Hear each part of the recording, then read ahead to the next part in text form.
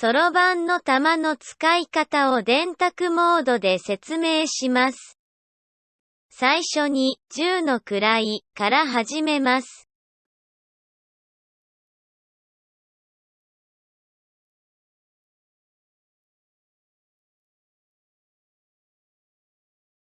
11、12、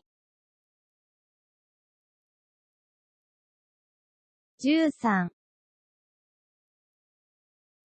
14、14、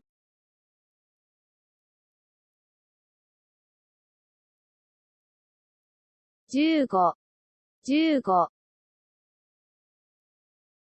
5になると上の段を下げて、下の段は0にします。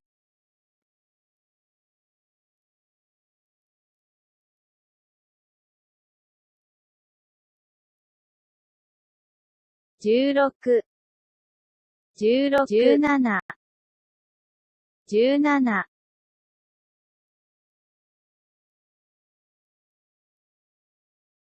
18、18、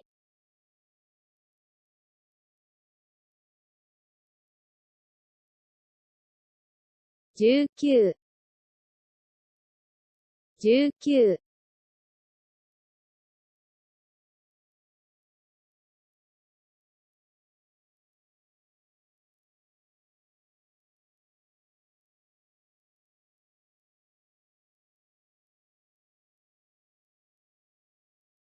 そろばんの玉の動きと数字をよく見て形を覚えてください。Thank you for your watching this video. See you later.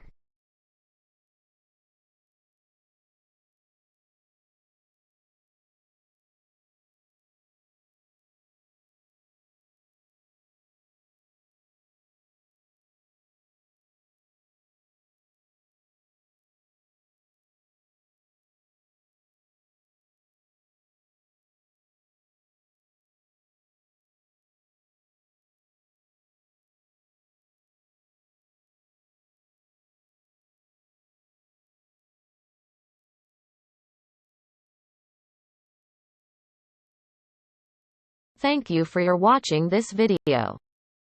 See you later.